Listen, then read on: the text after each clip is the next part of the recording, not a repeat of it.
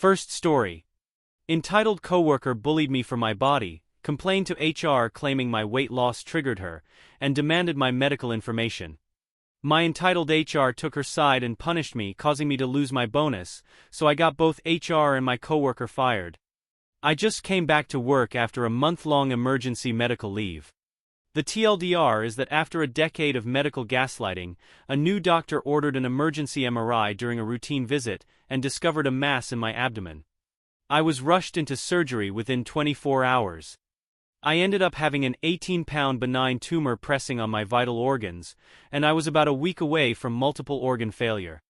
I'm lucky to be alive, and time will tell if I have any lasting organ damage, but right now everything is fine. Mentally I'm struggling with a few things, but the only outwardly noticeable impact is that I've gone from a size 20 to a size 8. Nobody on my medical team anticipated a change this drastic, but I'm healthy and lucky.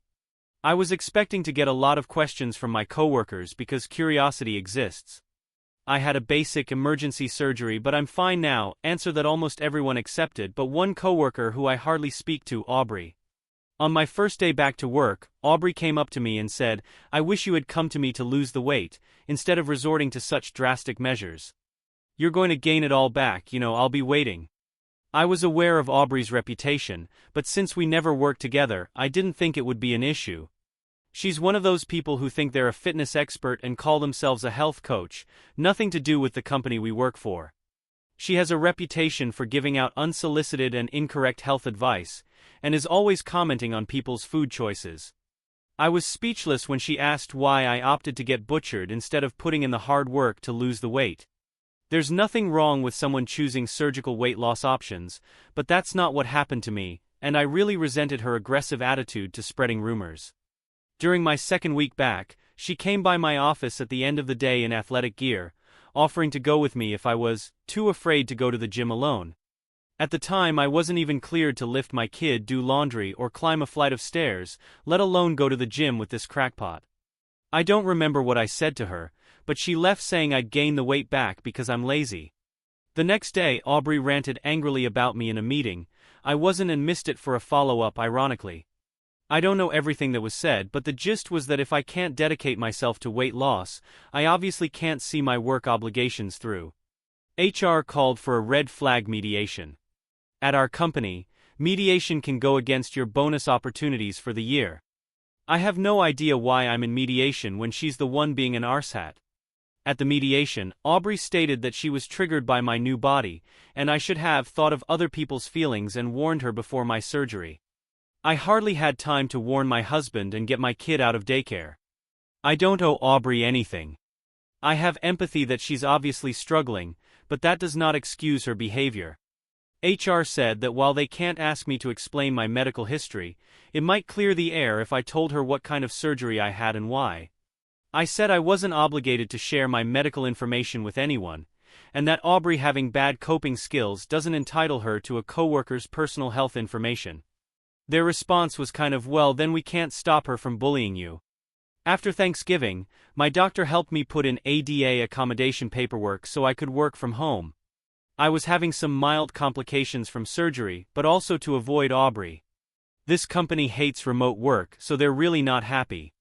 Aubrey still emails me workout videos and diet plans, and when I forward them to HR, their response is noted. "Do you know when you're coming back to the office?" I've been thinking about escalating this to corporate with an employment lawyer. Is that overkill?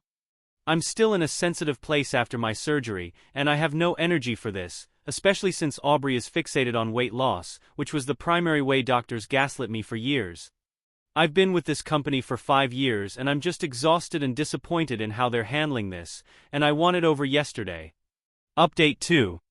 All I have to say for this update is hold on to your Bannon Evans.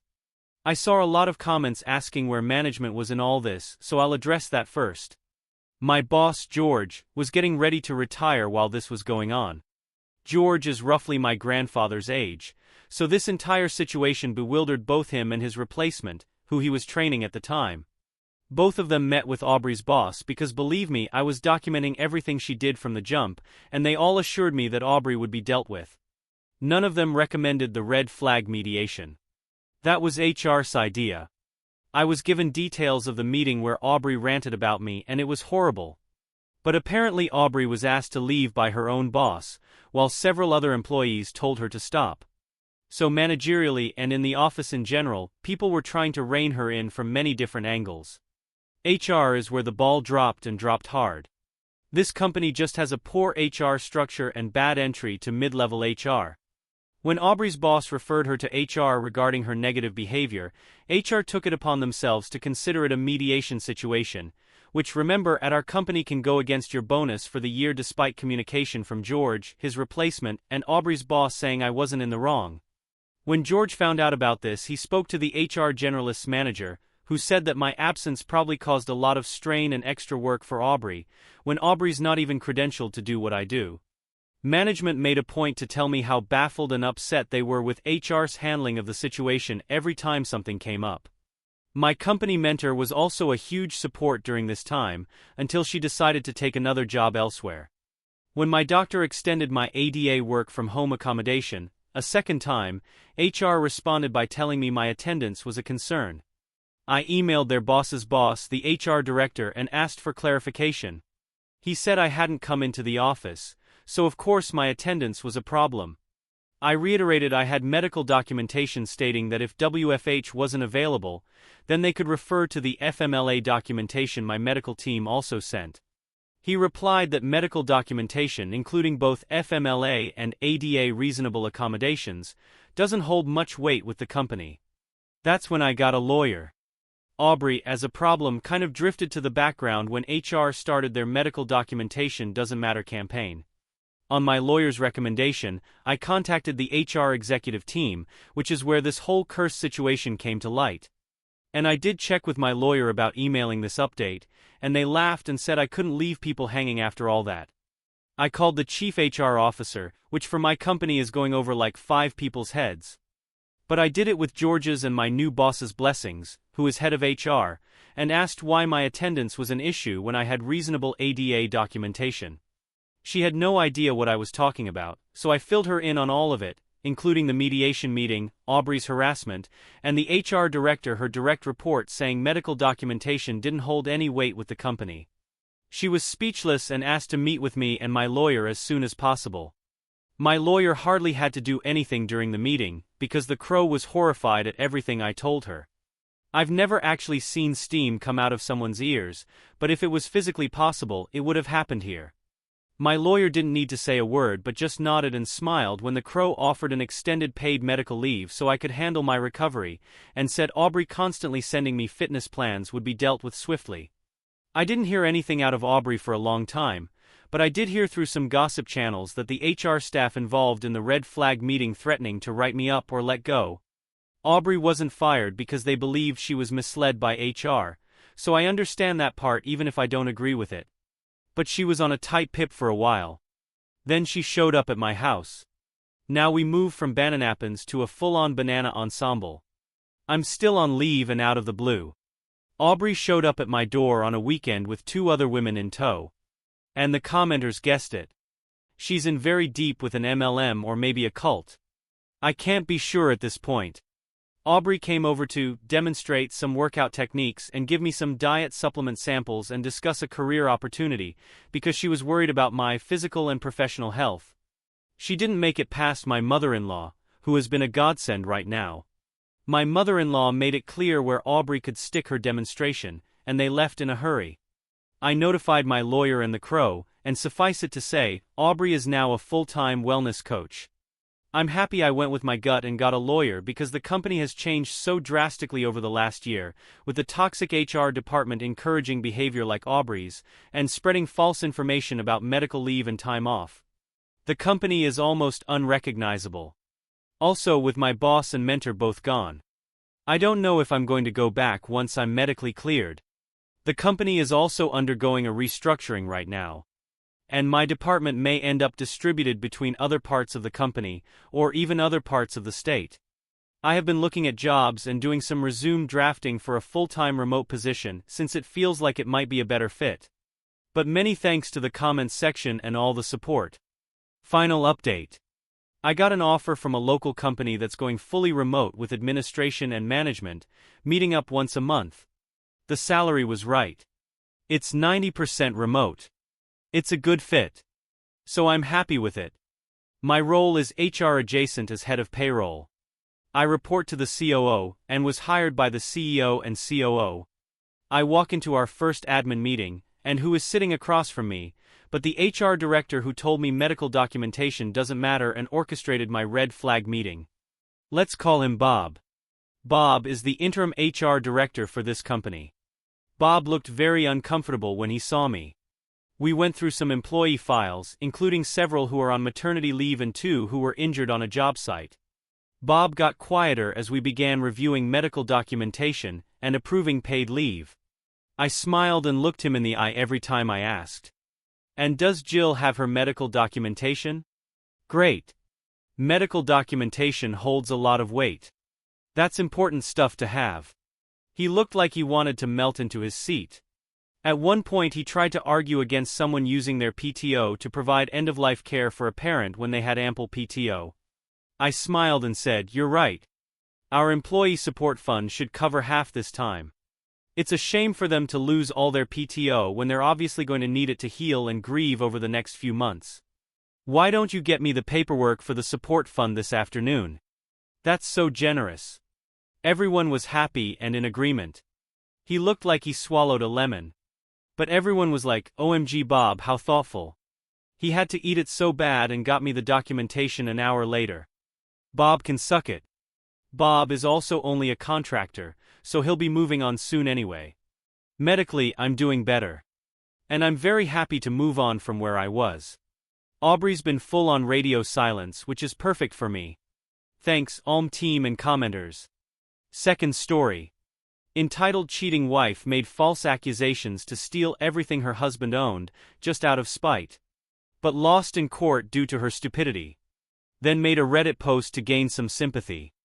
But it backfired when her ex-husband made a response, setting the record straight. I lost everything to my abusive ex and the biased court system. Ex-wife's post. Hi everyone. I don't even know where to start because my life feels like it's in shambles. I never thought I'd be here, writing on Reddit. But I just need to vent, and maybe get some advice from people who understand how broken the system is. I 35F have recently gone through the most hellish divorce with my now ex-husband, 37M.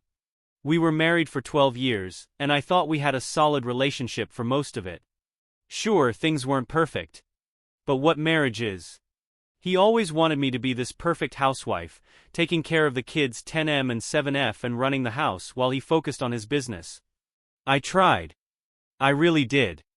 But at some point, I realized I wasn't living for myself anymore. I was a shell of who I used to be, catering to everyone else's needs while mine didn't matter. About 2 years ago I started seeing a therapist and realized I deserved more. I wasn't a slave to anyone, and I needed to reclaim my life. I'll admit I made some mistakes during that time. I connected with people outside my marriage because I was so desperate for someone to see me and understand me.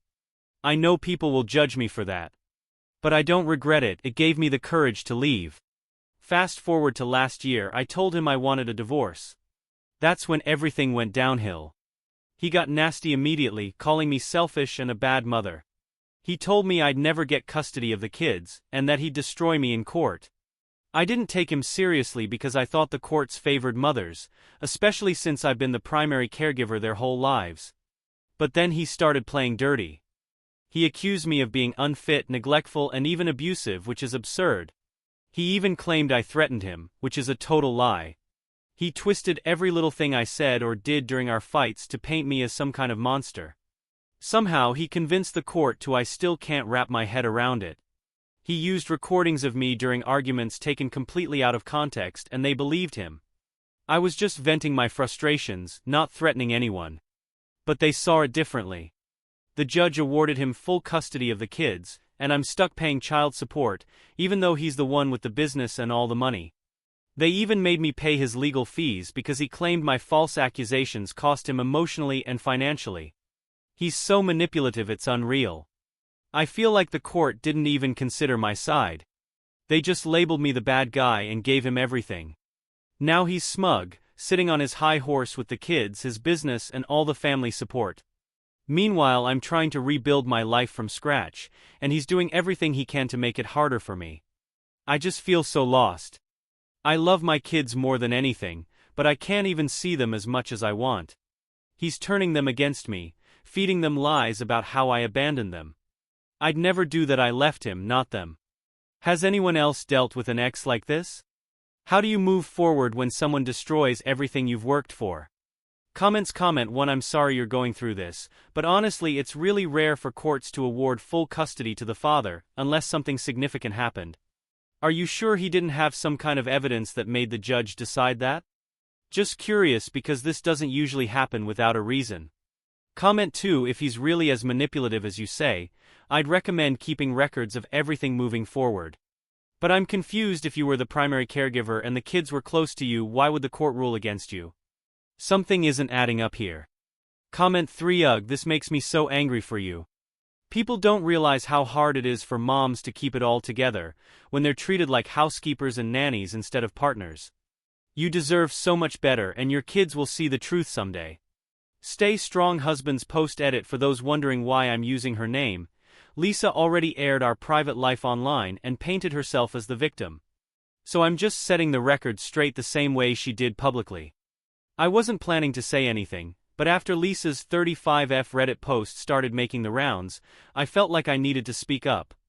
This isn't about dragging anyone through the mud or rehashing old wounds, it's about setting the record straight.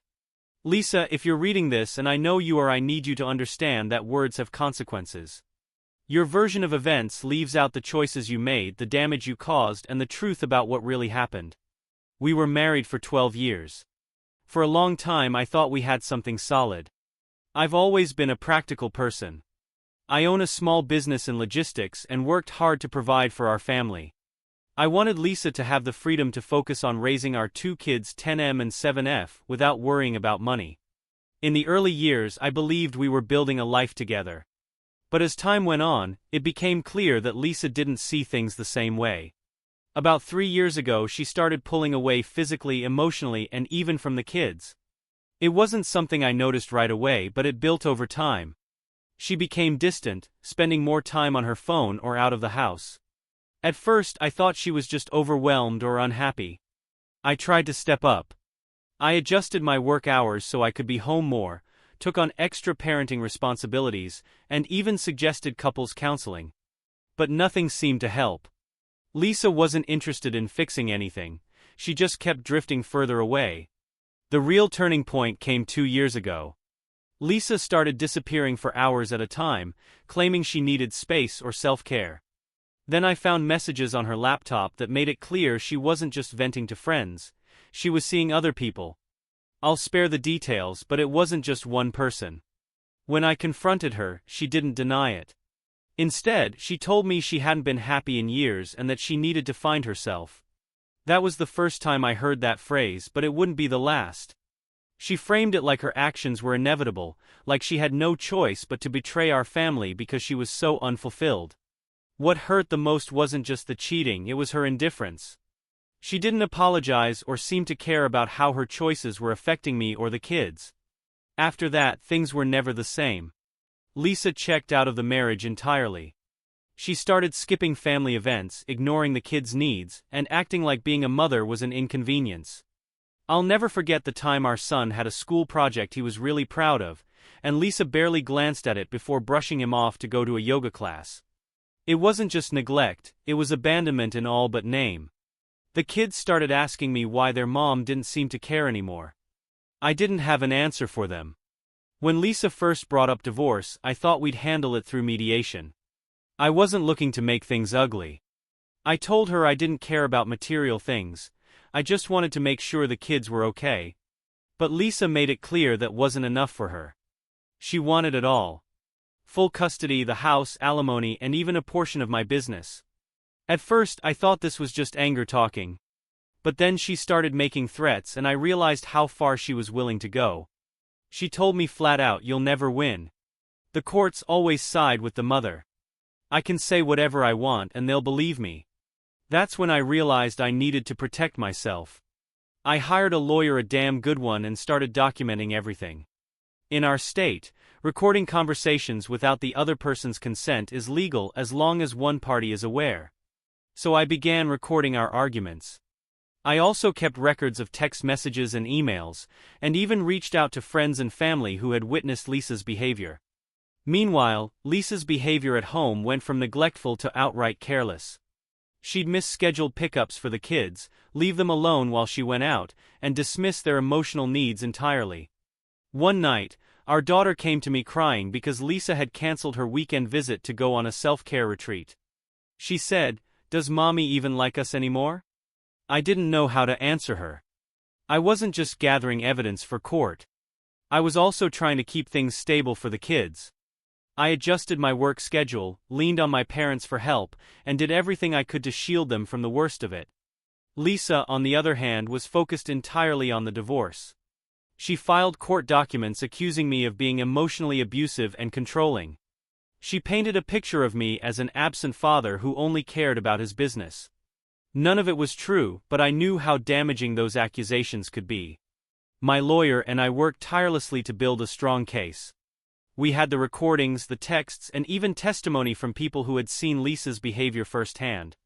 I wasn't trying to destroy her, I just wanted the truth to come out. By the time we got to court, I knew we were ready. But that didn't make it any easier. When the court date finally arrived, I was a mix of nervous and relieved. Nervous because of the stakes, but relieved because I knew we had done everything possible to prepare.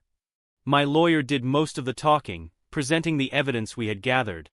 He played recordings where Lisa admitted she didn't care about custody as long as she got the house and money. He showed text messages where she dismissed the kids as annoying and too needy. We also had testimony from two of her former friends, who shared examples of her neglect and outright lies.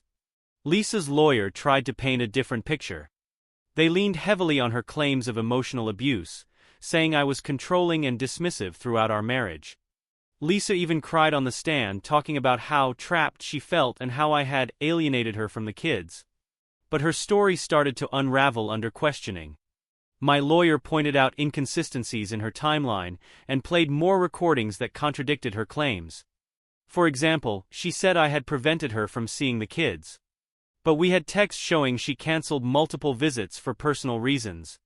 When the judge addressed Lisa directly, they asked her to explain some of the more damning evidence, like the threats she made about using false accusations in court. Lisa tried to brush it off, saying it was taken out of context, but it was clear she was grasping at straws. By the end of the hearing, the truth was undeniable. The judge ruled in my favor, awarding me full custody of the kids and ordering Lisa to pay child support. They even called out her behavior, saying her actions showed a clear pattern of neglect and self-interest. It was a bittersweet victory. I was relieved to know my kids would have stability. But it was hard to celebrate, knowing how much damage Lisa had done to our family. The first few months after the court ruling were tough. The kids were confused and hurt. They didn't understand why their mom wasn't around as much anymore. And I didn't know how to explain it without making them resent her. I told them the truth in the simplest terms I could. Mom needs some time to work on herself, but she loves you very much. I don't know if they believed me, but I wasn't going to poison their relationship with her, no matter how angry I was. Lisa, on the other hand, didn't make things easy. She missed scheduled visitations, ignored court orders, and refused to pay child support for the first few months. She even tried to contact me through mutual friends, accusing me of stealing her life. But here's the thing, Lisa. You didn't lose your life. You walked away from it. You made choices that hurt the people who cared about you most. I didn't take anything from you. You gave it away. To her credit, Lisa eventually started making her payments and showing up for some of her visits.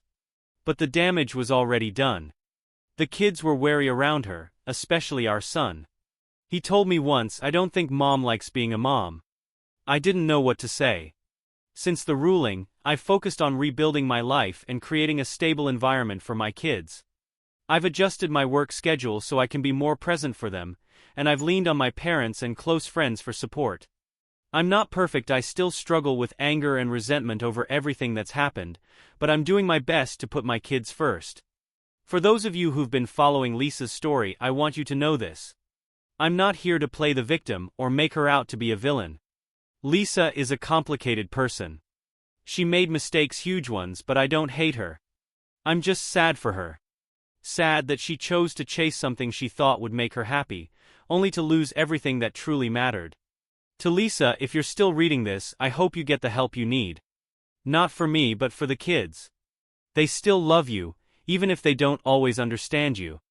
If you want to be part of their lives, you need to prove you can put them first.